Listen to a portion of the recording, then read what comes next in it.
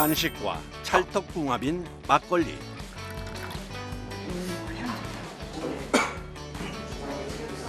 아, 맛있어.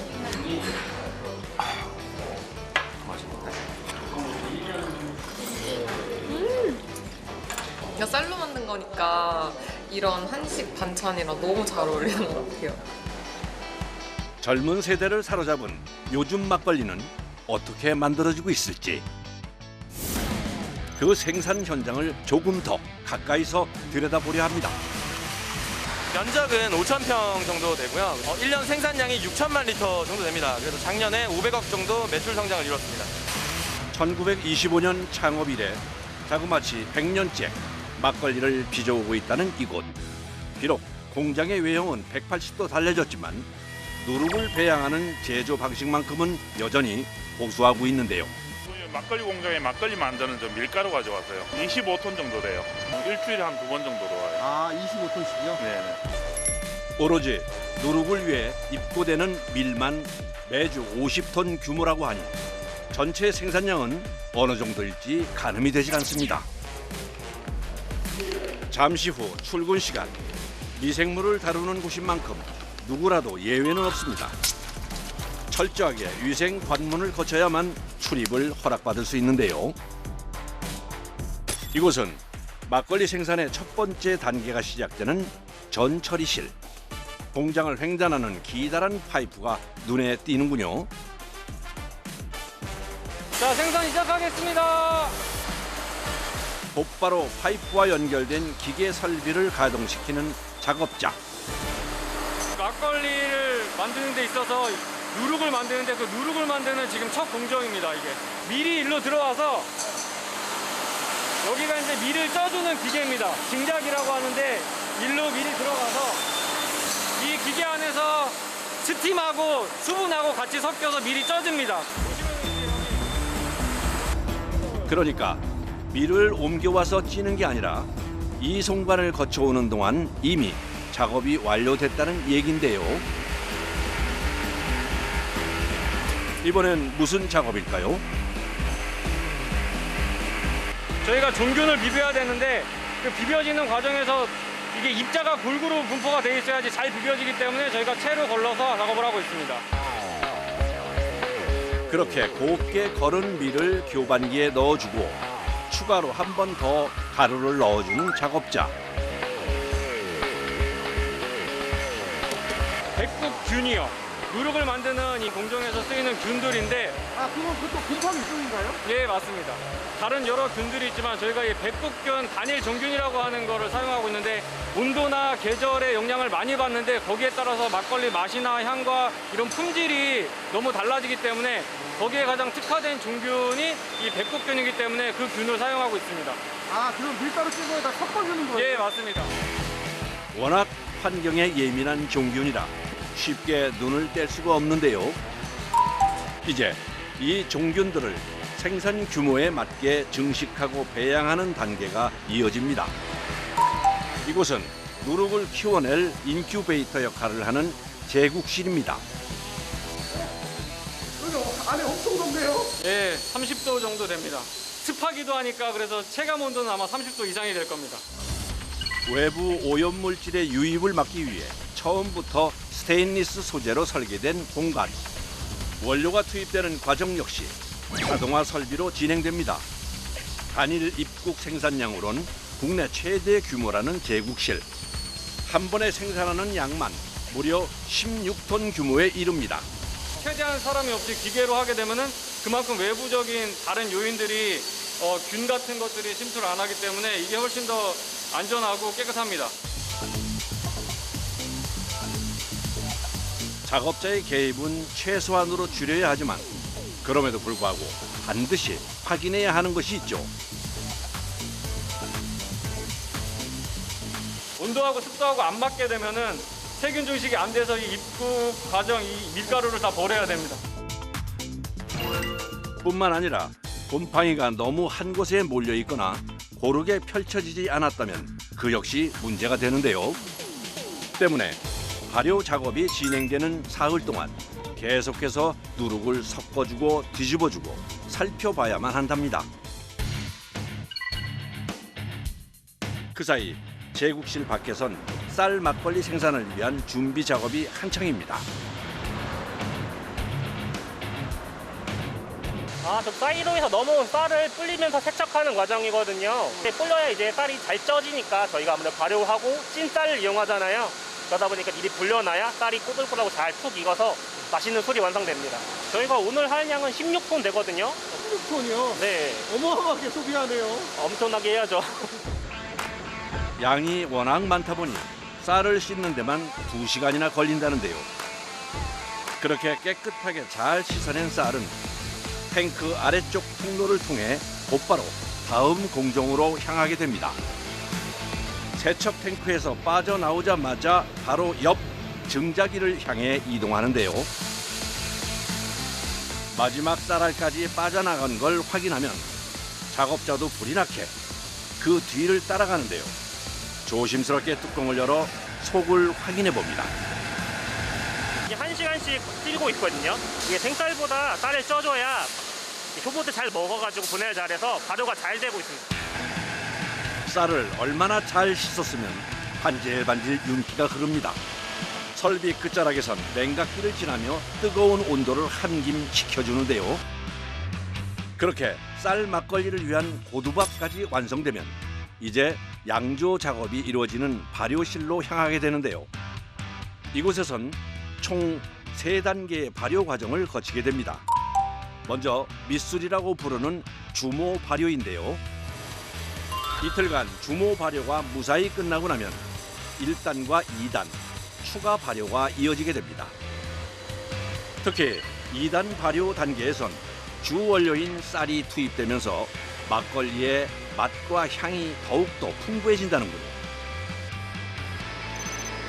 하지만 발효가 끝났다고 해서 쉽게 생산 단계로 넘어갈 수는 없습니다. 반드시 이분들의 손을 거쳐야 하는데요. 일단 먼저 샘플을 뜨고 아침에 확인 한번 해보자. 저희들 분석이 끝나면 이제 생산이 정상적으로 시작이 됩니다. 아, 이게 품질팀에서 오케이가 나야지 생산 시작하는 거예요? 네, 맞습니다. 저희 쪽에서 분석을 해서 오늘 하루 생산이 괜찮다라고 판정을 내려줘야 생산이 진행되는 구조라서. 매일 아침 어김없이 돌아오는 품질 보증팀의 냉철한 평가. 이 제품은 3일 정도 된 제품이고요. 저희들이 문을 열었을 때 움직이는 게 보이시잖아요. 뽀글뽀글하는 거. 예. 제품이 잘 올라와줘야 저희가 발효가 잘 돼 있다고 판단을 합니다. 일단 육안으로 보기엔 문제없이 잘 발효가 된 것 같은데요. 여기서 끝낼 품질팀이 아니죠. 준비해온 통에 탱크별로 빠짐없이 시료를 채취한 뒤 곧장 사무실로 복귀하는데요. 각종 검사 장비들로 가득한 품질 보증팀의 사무실. 급사 실험실을 방불케 하는군요. 확인해야 하는 검사 항목들도 한두 개가 아닌데요. 매일 하고 있는 검사지만 당연히 어느 하나 소홀히 할 수는 없습니다. 가장 먼저 시작하는 검사는 알코올 함량을 확인하는 건데요. 결과를 기다리는 찰나의 시간이 어쩜 이렇게 긴장될까요? 지켜보는 저까지 조마조마합니다. 11.5에서 12.5인데 그 사이 수치에 적합하게 나왔습니다. 이번엔 가져온 막걸리를 현미경으로 들여다보는데요. 막걸리가 이제 발효가 끝나서 이제 효모가 한 10억 마리 정도 있어야 되는데 그 정도 있는지 없는지 이제 효모를 보는 이제 현미경으로 검증을 하는 겁니다. 아, 10억만이요? 네. 효모가 이제 발효가 되면서 알코올이 높아지는 거니까 효모가 많으면 많을수록 알코올이 높아지는 겁니다. 근데 여기서는 무작정 높으면 안 되는 거니까 그렇죠. 네. 10억 마리가 적당한 거예요? 네. 효모가 잘 살아 활동하고 있는지 그 생사 여부를 일일이 세는 작업. 지금 보시면은 이렇게 타원형으로 되어 있는 거나 이렇게 땅콩 모양으로 이렇게 좀 생긴 게 효모입니다. 15마리인지 어떻게 확인을 하냐면 이렇게 정사각형으로 지금 되어 있는데 여기에 있는 개수를 이제 세가지고 계산식에 대입을 해서 이제 결과값이 나옵니다. 저는 일단 타원형인지 땅콩인지 구분하는 것부터가 쉽지 않네요. 예. 그럼 결과 나오는 시간이 개인적으로는 어떠세요? 좀 불안하죠. 이게 뭐 제가 원하는 만큼의 결과값이 나오는지 들어올까? 네, 좀 긴장도 되고 그렇죠. 과연 결과가 어떻게 나왔을지. 맞게 나왔나요? 네, 이번 다행히도 네, 저희가 원하는 수치 정도로 나와가지고 네, 할 수 있을 것 같습니다. 잠시 후 막걸리를 챙겨 들고 홀로 탕비실을 찾은 상엽 씨.